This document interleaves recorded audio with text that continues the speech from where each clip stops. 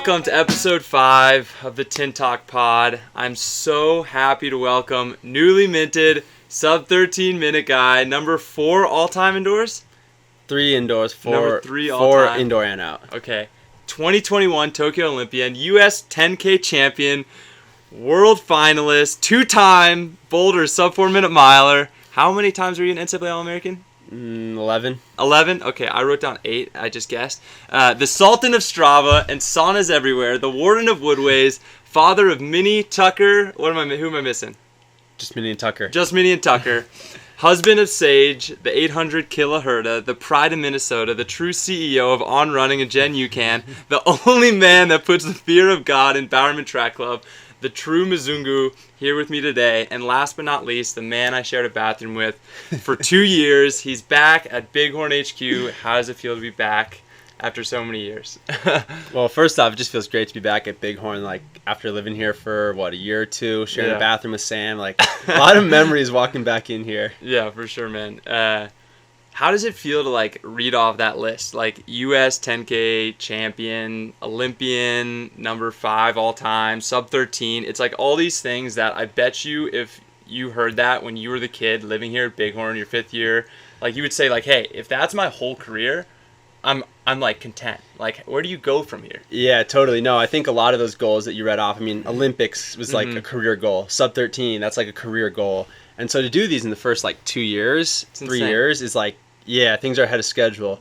But I think that what it's allowing me to realize is, like, I've told people this before. Once I break 13, if I break 27, like, after that, I don't really care about times. Like, yeah, it'd be nice to get an American record in, like, the 5K or the 10K. Yeah, there's not many, like, barriers. Yeah, like, it's like, sub-4, sub-13, I know, like, what else is there? Like, yes, I want to try and break 12:50 now, but, like, more than anything, I'd rather run 12:55 and win a Diamond League than run 12:48 and be second, you know? Mm-hmm. And so I think Diamond League win, that's one. Yeah, I think that, like, the goals are shifting more to placing and, winning U.S. titles, like, doing well at the Worlds. Mm-hmm. Like, certainly sub-13 is, like, that big barrier.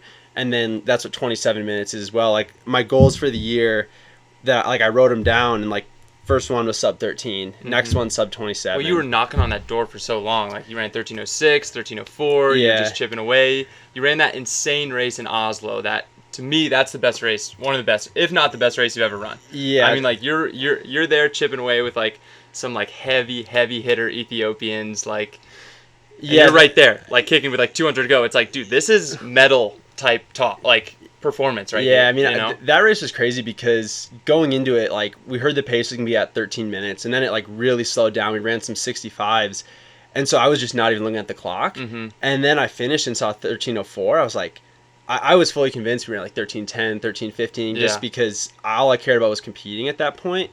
But, yeah, no, that was, like, one race that I look back on the year as, like, where I really put it together. There's definitely something about, like, what you just said, going into a race where you're just focused on, like, competing and that's it, versus, I know personally, there's been so many times where I've been, like, too overwhelmed with, like, thinking about, like, all right, what's the 3K split going to be for a 5K? Like, okay, what's that, like, 800 1K split going to be, like, going into that, like, sub-4 attempt or whatever, and I've ended up, like, running my worst versus the times where I've been like, dude, just beat as many guys as you possibly can, and that's what's going to bring the best result for sure. No, I agree. I mean, even this weekend, like, there's been a lot of races in college, when I've just been going after those times, and usually I just fall, like, flat on my face just because you hit that. And it's so easy to chase them, right? Yeah. You just see it like, okay, if I run this fast, then I get into NCAAs, you know? Well, that's why this weekend, like, my approach was, sit on Ollie, and then when Ollie steps off, regardless what the pace is, 7:47, 7:55, Dayton said, that's not going to make or break sub-13. It's going to be when he steps off, you need to get after it. Like, you can't, if you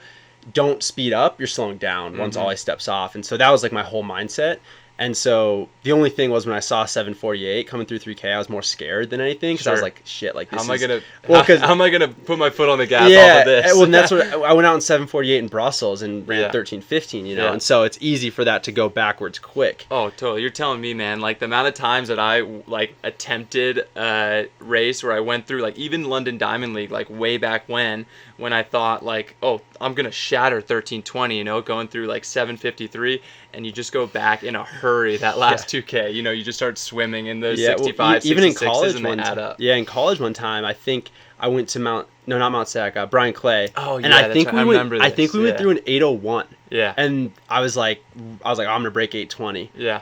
I think I ran like 13:40. Yeah. 13:40. Like after 3K, I was just like walking. Yeah, I mean, like, no, like, even like Lalo this weekend when we were like drinking with him afterwards and we were talking and he was like, yeah, man, I just like don't know what happened. And I was like, well, dude, you ran like what, like 7:59 and you ran 13:11 off that. Like, that's like when you're talking about like these small little like red lines you can either go over, and you almost crossed it. Totally. Like, you got so close, Yeah. you know? And like he ran 13:11 off 7:58, you know, and this time like he went with you guys, you know, early, and like he crossed that red line just that little bit, and then he ran 13:22, and there's no doubt Lalo's gonna run like a 13:0 later this year. I have no doubt once he hits like that red line properly. But yeah, I wanted to talk to you about that red line. You know, like I know Ritz like was one of my heroes because of that, because he was able to like dive into these deep dark places. And my high school coach even like printed out these pictures of him, you know, like the iconic photos of him like dead with his eyes rolled like behind his head and stuff. Now you have one of those photos, you know, Alicia has one of those photos. Like I think Ritz, like apart from the time and like everything else you've accomplished, I bet him seeing you go into that well and really push yourself to that level, that is a sacred place. Like that's like what to me is like the equivalent of like a surfer being in the barrel. You know what I mean? Like you are at your like absolute best, your wit's end, you're pushing yourself to the limit, you're not saving absolutely anything left. It's a beautiful, sacred, scary place. So tell me about that last 800 when you were clicking off 30 point. Yeah, holding on for dear life. A lot of people have asked me about this just because like going into that race, I knew Woody was going to be good. I knew like it was a really good field. And my whole goal was sub-13. And yeah, it would have been nice to get the American record win, like yes, but I was so focused on sub-13 that that's all I cared about. But yeah, then going into that last 800, people were like, well, like, are you mad? Like when Woody went around you, just like sat on you or whatever. And I was like, did you feel him like separate from you? Dude, like I was so out of it. I was so out of it. Like I could have been anywhere. Yeah. I mean, like you could have been down here, Bighorn, drinking like when we were 20. Literally, man. Like I was so out of it. And with 200 to go, I mean, I was like close to falling into the inside of the track. I mean, with 200 to go, I needed a 37-second 200 to break. You did it. 13. You did that. Yeah, I saw like because I was looking at every lap and it was like 23:53, 23:53, 23:53. Yeah. And then I closed in 31 and ran 54.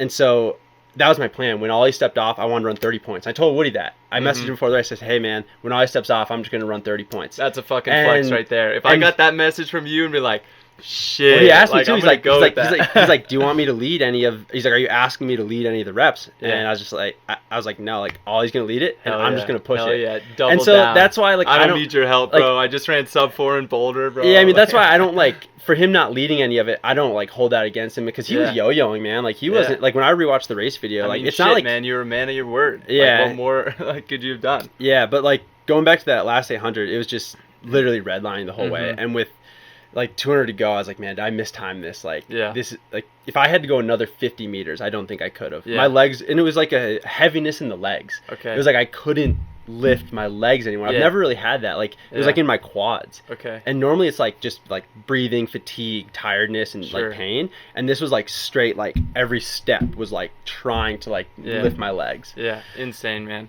Yeah, like it's pretty crazy to like think about like your race experience and doing that. Whereas like for us, we went through 3K, and then there was that like gap between like you guys who send it and like me, George, Jonas, who else is there? Flanagan, Foppen. Yeah, and like we just had this like race within the race, you know, that like no one ever is gonna go back and like watch because you guys obviously were the real show.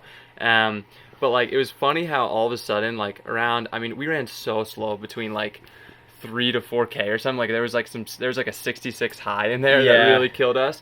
And it was funny because we all just went directly into like, all right, well, if we're not winning this, well, we're at least beating these fuckers around us, you know? Well, what did you guys go through 3K in 52? Yeah, it was around, I think like the front of those guys were like 52 and I was in the back because it was pretty funny. Like you went right on the pacer, you were like, I'm doing this today, and I was in dead fucking last right off the bat. Yeah. You know? And I had no intention of that. Like my intention, I talked to coach, I was like, look, you're ready, you're fit, you know, like put yourself right in it, like don't mess around with this. And like I just got off the line brutally bad. And I just was like, well, shit, like, I guess this is the cards I'm dealt today. Like, I'm not going to sprint up to the front because, you know, like, first laps are always the fastest, you know? So, like, I really showed my veteran status, I guess, as a racer by not, like, panicking, you know, because that could have really messed my race up. But, you know, when I think about it, like, since I was in the back, I lost probably, what do you think, like 10 seconds right there? So, like, me and you are actually just neck and neck. But, like, the thing that I feel a little bad was because we wanted to go through in 52 to 55. Right, yeah. And Ollie, so like Cruz is gonna take Ollie out, and then like we're like on the line, and like all of a sudden like Sam Atkins on the line. I'm like, yo, are you like racing this? I talked to him for the race too, and like we've seen him go like 5K and then a 10K. Yeah, like, same and so day. I was like, this oh, motherfucker really gonna run? Yeah, I was like, like, is he gonna race this? And then he's like, his response was like, I don't know, man. I just want to get in there and run. And so I'm like, shit. And then he gets in front of me. Yeah. So it was Ollie, him, then me. Yeah. And I'm like, all right, this guy's racing. Like whatever, this can be sick. And then we hit the mile in 4:11, which is like a little ahead of schedule. And he just runs a 60. Like he goes to the front and runs a 60. Do you think he was just trying to help us, or do you think he was kind of fucking with us? Dude, I don't know. Like I really like Sam, good guy, but like I was like, what are you doing? Like Ollie sabotage. Ollie has this, like I ran 7:31. I don't want these guys. So Ollie was like trying to like slow it up to 7:52. Like we went out in 2:03. It was a little quick, but he was trying to like ease it into 7:52 because Ollie was pissed after. Because he wanted to do a better job. And like he was mad, but like when Sam went to the front and ran, he ran from 1600 to 2K. He was a wild card for sure. He ran like a 61 and then steps off the track, and I was like, what's going on? Like, and I mean, I really he's like such a mystery man, isn't he? Yeah, like what's he doing in Broomfield, Colorado? Like, I know. Training by himself. Like I wish he was on Strava. Like I wish I knew what he did before running. Well, I was talking to him before the 3K, and because he asked me, he's like, "What's the pace for the 5K?" Like I'm trying to decide what to do, and I'm like, I don't know, man. Like we're gonna try to decide day of. I'm like, we're gonna try and hit the standard, but like if you just go run right on yard, like he's gonna run something crazy, and that's exactly what he did. Yeah. But so when he came back in the 5K, though, I was so confused, and then people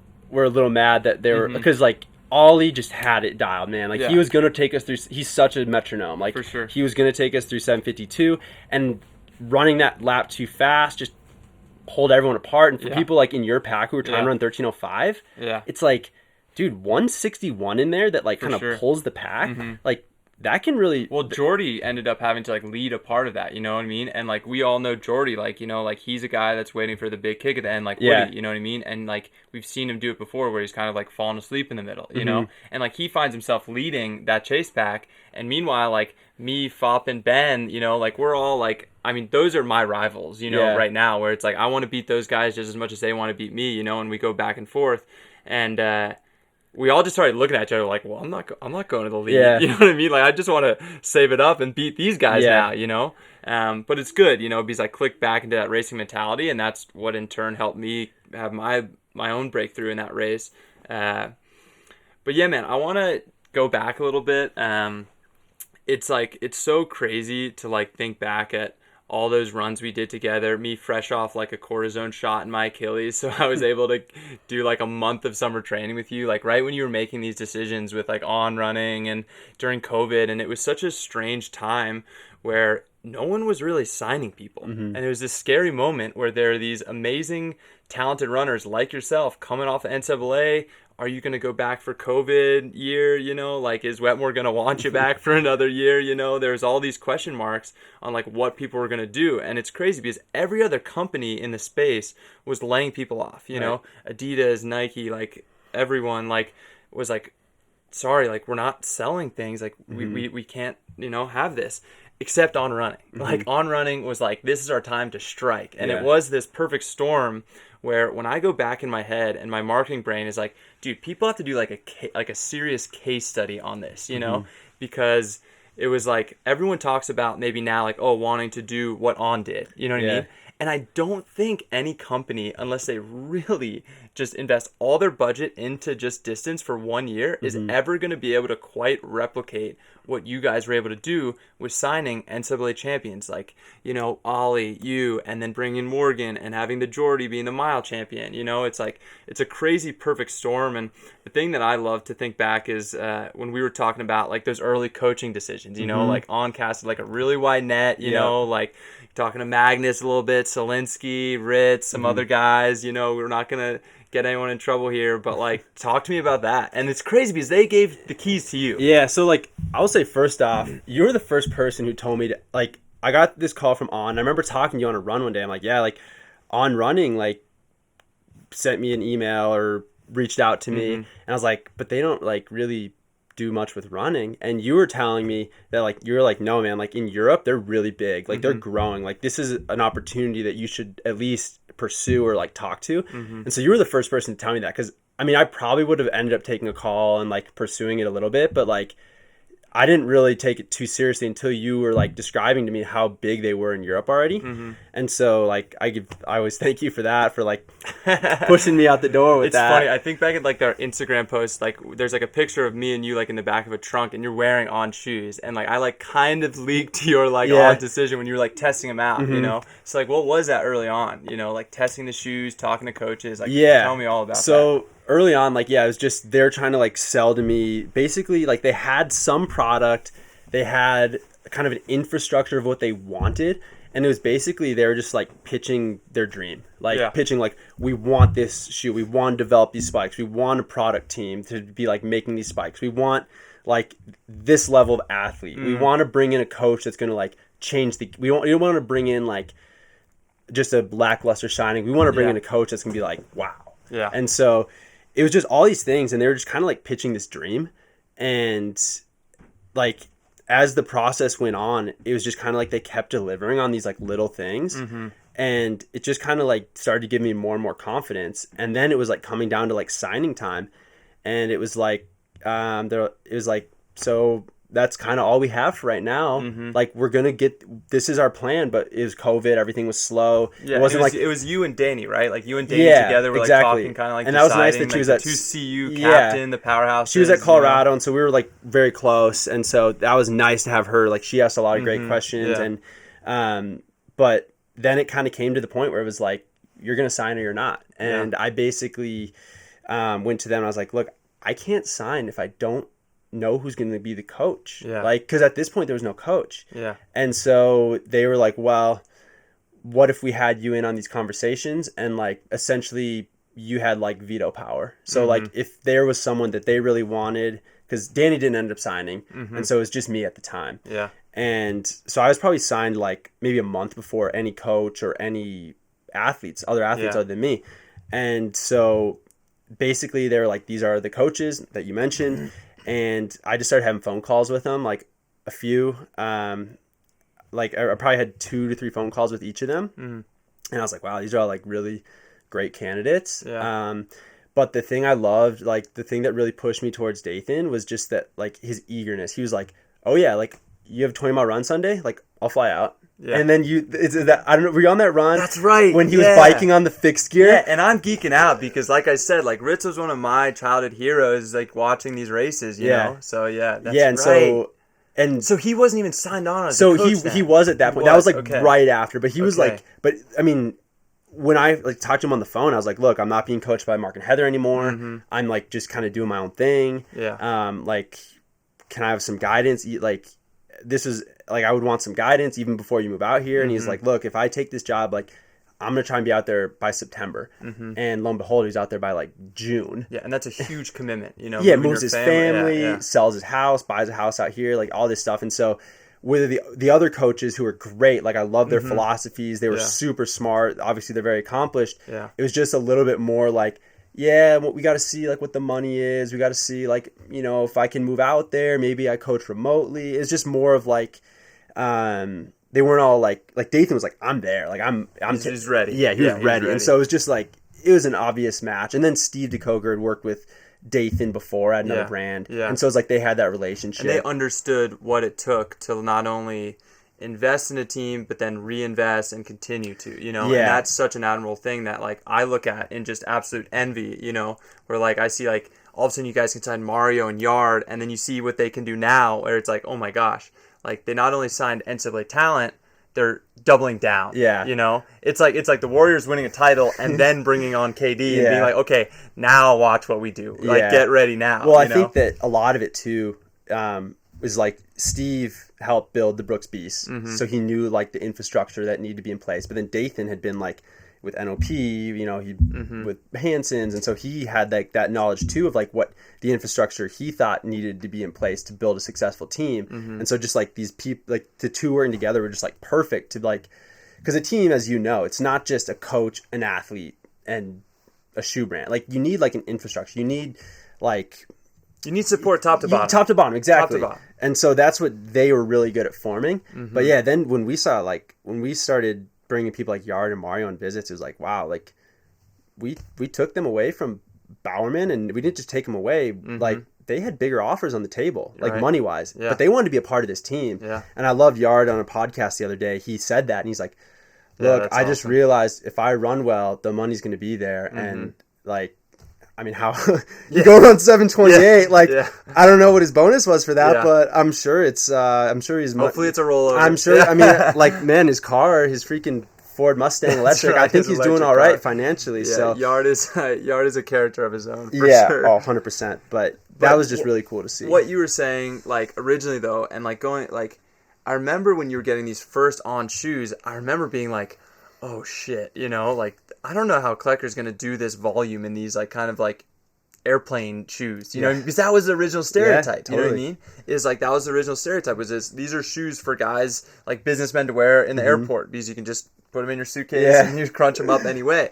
And then in comes Jordan Donnelly and starts making some damn good shoes. Yeah. You know, our boy. Well, I mean, I first met Jordan when he was over at Bighorn. We were watching like Drew run at Pre-Classic one year, and that was when I first met Jordan. And then Bighorn, it's just a revolving door, man. Yeah, man. The people that have come through here, it's like it is crazy to think about that origin of Bighorn and like thinking about when we were all first here together living in this house, like the energy that we all had of like wanting to be great, like wanting to be Olympians, wanting to be world champions. You know what I mean? Like Reed, and we were like 13, 40 guys. Yeah, exactly. And we just all like, I mean, I would say like Morgan Pearson of all of us kind of like had the most like brash kind of confidence that like he was kind of saying like, I'm going to triathlons, and if I don't win a medal like in my first year, I'm just gonna come back to running and then win a medal in running. You know what I mean? Like that was his mentality, and I just would always be like, like all right, like I want to do that too. Yeah, you know? No, totally. That was a fun time. Like there was so much energy, but like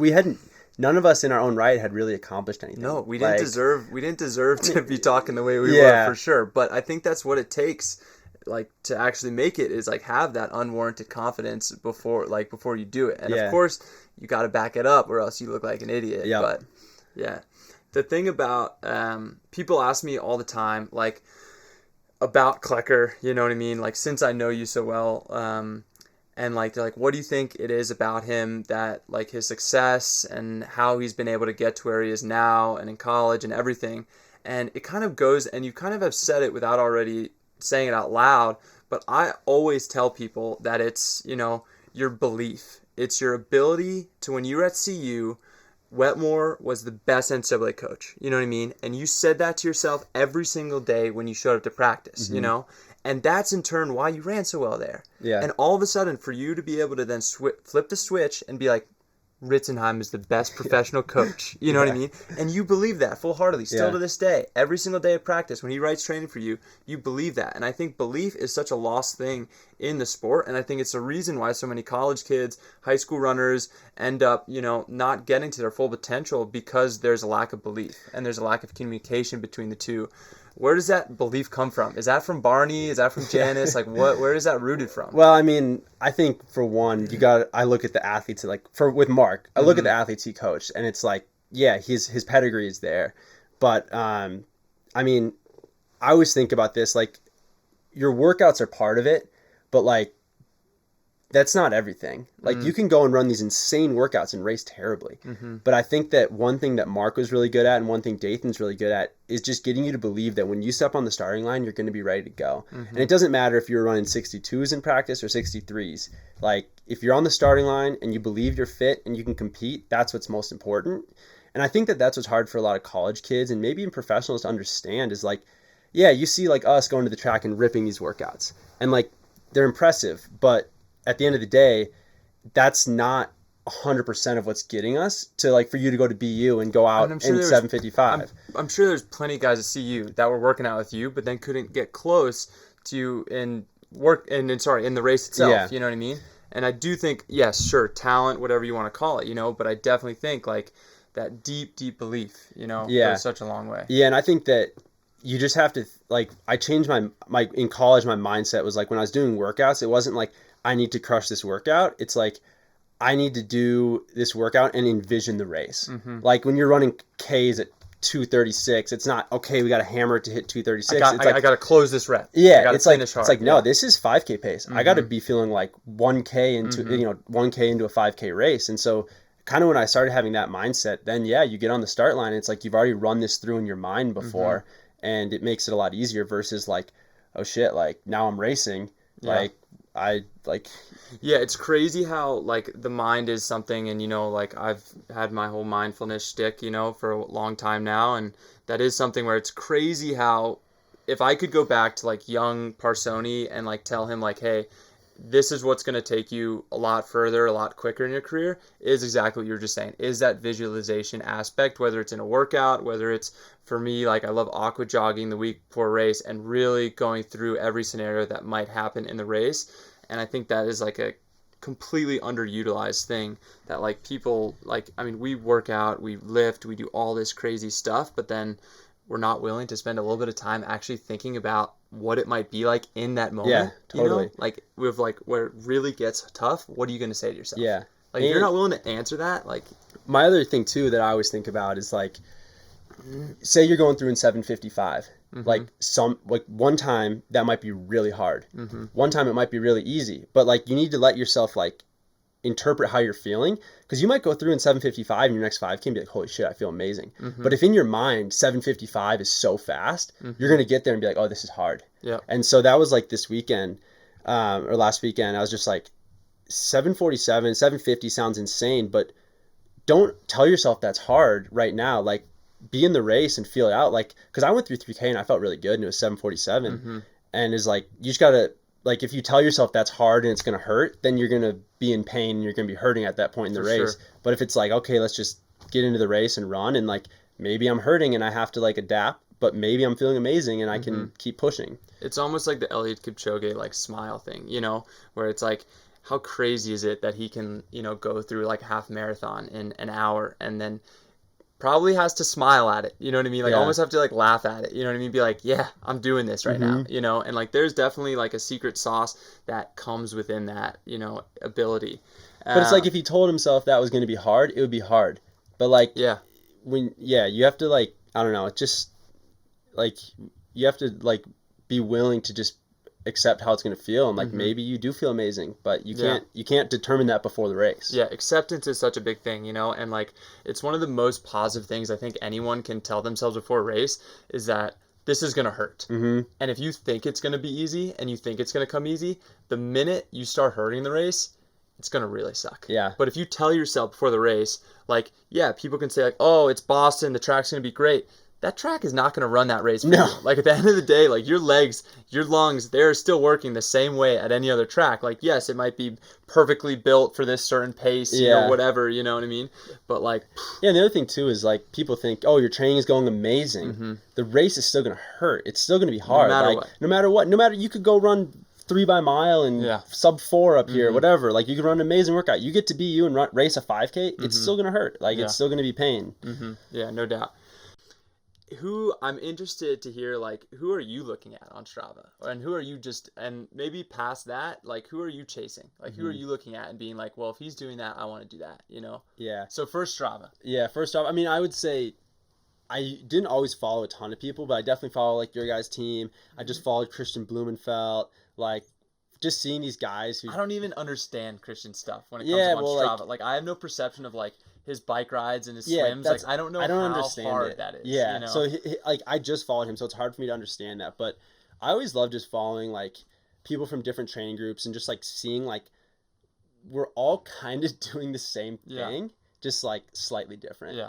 And I think that's like and that comes back to where like the belief component, that's the edge. Yeah. You know what I mean? Where I see, like, it's those type of things where it's like, we're all running this amount, you know? And it's like, okay, like I joked in the last podcast where it's like, yeah, like NAU, they're doing some crazy shit up there. Yeah, you know, at least totally. with Mike Smith Elite, you know, Opening as the Coffee Cup workouts boys in 54 seconds. Yeah, exactly. And then jogging around for 10 minutes. Yeah, and like, yeah. But yeah, I think, I mean, talking to Jordy about like their workouts and what they do, he's like, yeah, Mike changes the workouts, and so like you're probably never gonna do the same like VO2 session twice. Yeah, and I think he does that by design, so you're not comparing. Yeah, but I mean, shit, the athletes believe in it. It seems like he just rolls a dice, man, and that's the rep you do.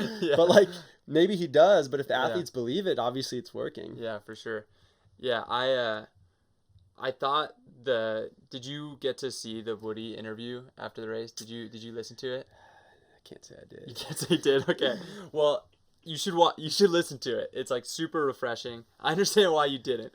Like he's super honest about like his transition away from Bowerman, and like he's basically like called out Jerry, which was like took some balls whether he realized he was doing it or not. But like he said, he was like, yeah, like Jerry thought his like career, like you're throwing your career away, you know, by like not doing it. And it's crazy because when he was talking to Austin and I, you know, and you were there when he said it also, like when we were waiting for Yard to finish his drug test, he said, you know, I just was like hanging on to like Louise in like workouts, you know, and just trying to finish these workouts with Louise.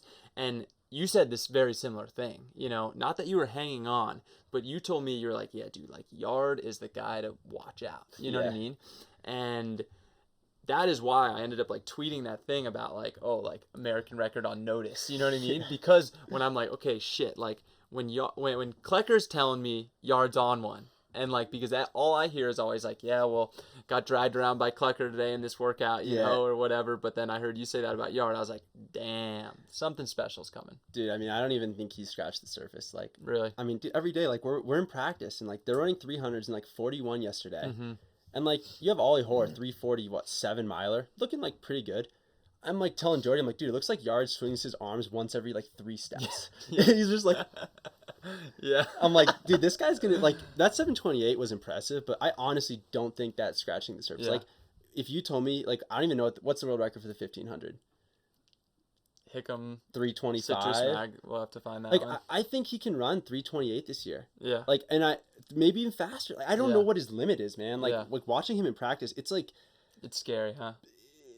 I mean, I don't know if I've ever seen a more talented runner in my life. Wow. Being honest. Yeah. And I'm training with Ollie Hoare, fucking all these guys, you know. Exactly. So it's we need to get Louise and Yard working out together. That's what it sounds like. It sounds like Louise is like the kingpin of Flagstaff, and Yard is now the kingpin of Boulder. When it comes to that sort of speed work, I still think you got his number when it comes to like. Dude, he doesn't even like know the workout. Like we're doing a workout the other day, and like be like, so what's the recovery? He goes, I don't know, Ollie. Do you know? Like it's like he doesn't even know what's going on, but he just like you tell him to do something, and I like he's gonna do it. Like it's just like it's. I do that too to a certain extent, where like I like to know less and just like follow, you know. And there's definitely it's like some people are more type A. Like me and Mario, it's like we know the workout and we're gonna get it done. Yeah. And then you got people who are like Ollie and Yard who are more like just. You know, like, there was years there where I would just like follow Drew, and it was like I didn't even read the workout. Yeah, and it's like, oh, we have another 600, great, let's do it. You know, but no, it's really exciting. I can't wait to see what Yard runs at Millrose. I feel like it's one of these races where like it's Ollie's race, right? You know, like seeing returning champ. You know, Kerr got scared and jumped into 3K with us. You know, didn't want the smoke. So it's one of these things where like Yard kind of is the guy to beat now, but Ollie still has the throne. But then you got Mario, who got 4th at Worlds, who's like, who just ran 734, who's like kind of in isn't that crazy? You just like forget. It's like, 734. It's and like, what I will say too about Mario is his training has been insane. Like he's been running, like it's just like, if you didn't have all these guys around him, like, I mean, he's doing everything that like Yard's doing too. So it's like, between those three, like, I would not want to have to pick who I think is going to like. It's just going to be. It's going to be a crazy race. Yeah, it's funny how like I think at some point like Ollie said something about like you know like it's great because none of us are like direct competitors on our team. You know what I mean? And like I was thinking today, I was like, like you might not be direct competitors at national championships, but I guarantee you. You guys are going to find yourselves in a prelim being like, oh, shit. Like, I got to go against Mario and Yard. Well, even at, like, Millrose this week, it's like, Yeah, it's a big meet, but it's more fun. Are they going to work out separately Sunday? Are they going to do separate workouts? I know like the Fraser, like Ryan and Wesley Fraser, anyone to recall that throwback at NC State, like there was this flow track that you can go back and watch, and they were so competitive against each other, these two girls, that like they literally did the same exact workout in opposite directions, and like we're going like back and forth, like it was like. No, I would say that they're not the crazy thing is like people ask us about like that mile we ran, like are you guys like competitive in workouts? And it's like honestly like no, like no one's kicking a final rep. Like for us, like the accomplishment is that we like finished the workout feeling good, and like for me, I was more impressed that all 6 of us ran 357, 358 than like one person having a great workout. And that's like what we were going for with we were trying to figure out the pacing to kind of like help out, like, okay, I'll take the first 800 and then, then Ollie takes a lap, then Yard takes a lap to like pull along Jonas and Jordy to like have their best workout too. Yeah, exactly. Yeah, that was a great text you sent me right after the workout. You were like, got my facility record back because for anyone that doesn't know that wasn't following, I ran at like a CU race and I ran the mile there, and then I ran the 3K, and I'm like, all right, I just showed these on boys, like I'm fit, I'm ready to go, like I just put them on notice, and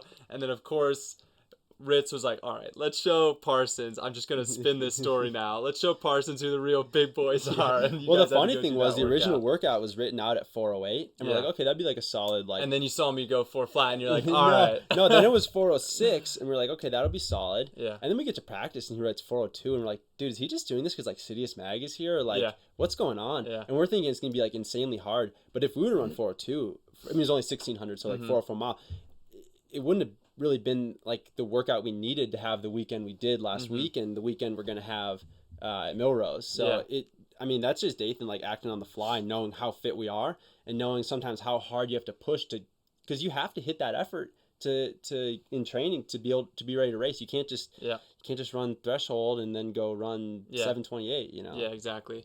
You got to train insane or you remain the same sometimes. All right, well, we have a big race coming up. We got the Millrose Games 3K, 7:39. Is that your current PB? Yep. Outdoors, right? Yeah. You did that at down in Arizona during the COVID winter. That's right. The COVID winter. Man, that was a fun time too. Yeah, exactly. Down in Phoenix. Not for us. We all kind of got injured, and we became like Williams of the professional running world, like bottom of the grid, and really went through some dark times. But I do still cherish Phoenix, and I loved being there and training in that amazing weather.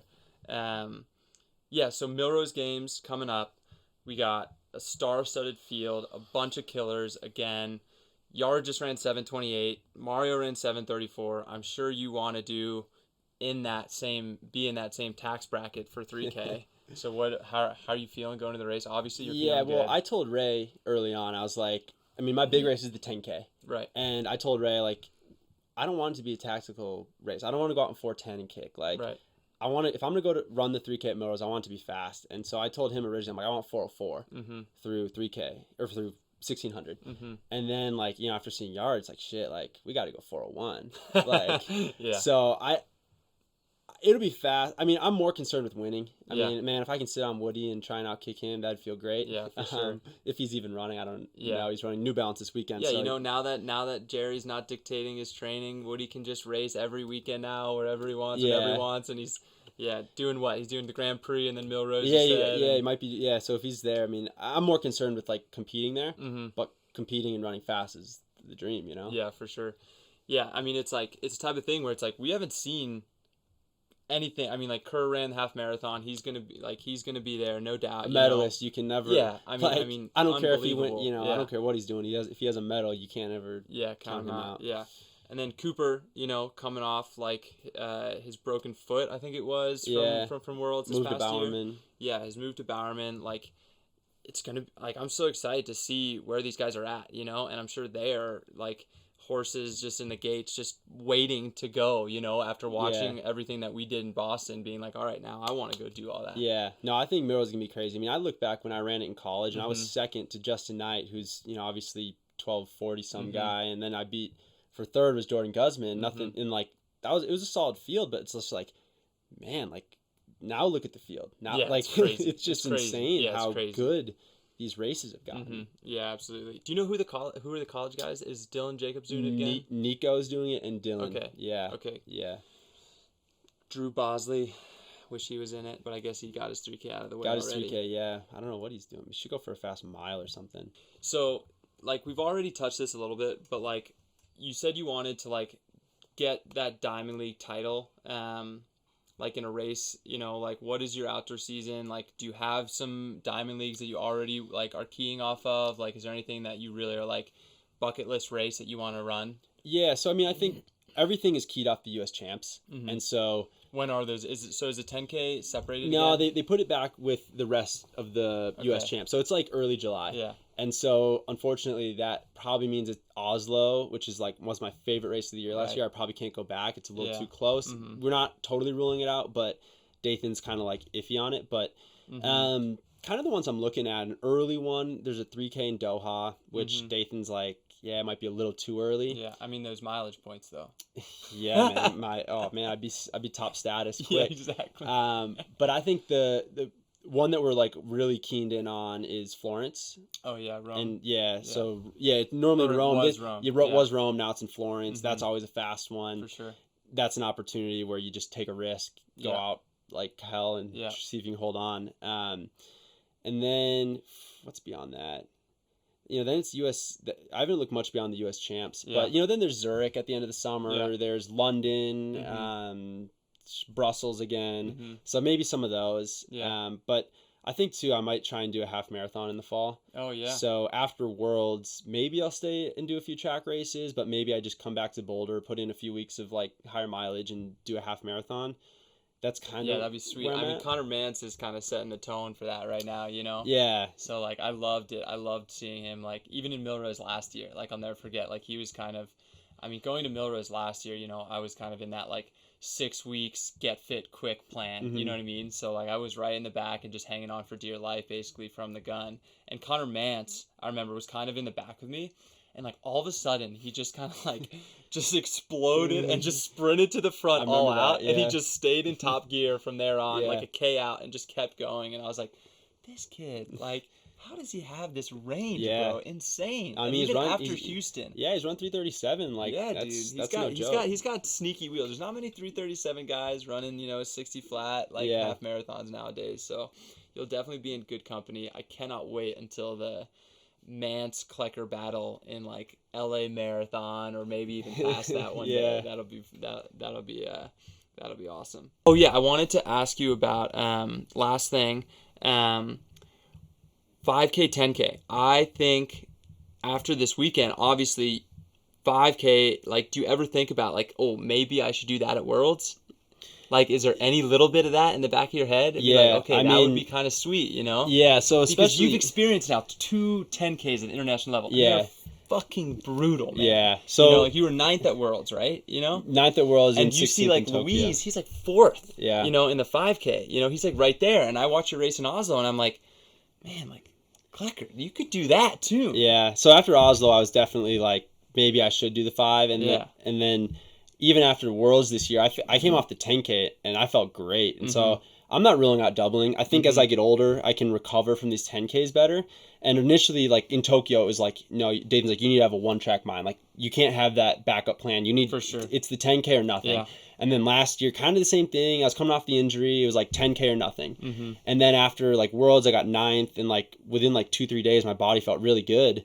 And I was kind of like, next year, I think I want to go for the double. So I think that this year, there's a good chance that if I make the 10, I think the 10 is probably first. Yeah. And then there's a good chance I come back and try and make the 5. Yeah. I mean, I think that, I'm 26 now. I think that I can just recover from these races a lot better. Yeah. And, it's just another chance to like try and be there at the bell and go for medal. But like after last year in the 10K, it's like I can't give it up. Like, and you see Grant do it too, and totally. It's like, okay, like I beat this guy. Like, yes, Grant, phenomenal. Like, ran this 26 flat or whatever 10K, but like, yeah, it's like that's in your wheelhouse too. Yeah. Yeah, that's super exciting. What are your like go-to recovery methods? Like, I know like Jen, you use a lot of that. Like, what are your go-to like recovery stuff right now? Like in between workouts. And so what you'll do in between those big races. Just like, I'm really like keen on my sleep, like getting my sleep. It sounds like stupid, but you know, soft tissue work. One thing in training that has changed a lot is like since I've been with Jen UCAN, like using like fuel on runs. Like it sounds so like a marathoner. It sounds so like cliche, but like I've been finishing these long runs and it just feels like so easy. Like my body is so much more recovered, and so that's probably one thing that's changed a lot. But I'm just big on like I texted you, I'm gonna be a little late, I'm taking my nap. So I take a nap every day. I get 9 hours of sleep. Like I kind of have.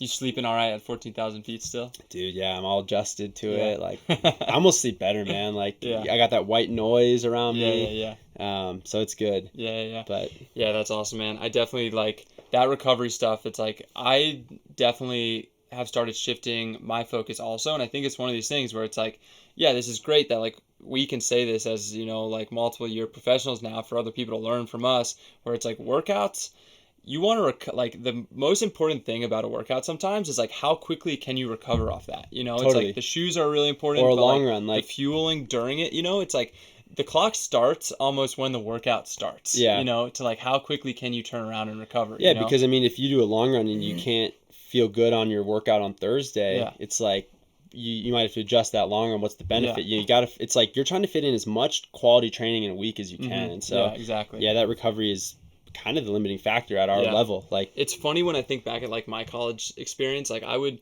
you know, go out, do my long run, we would always hammer it, you know, like point of pride, like always just I used to just like kill the hills as hard as I could, you know, drop the underclassmen.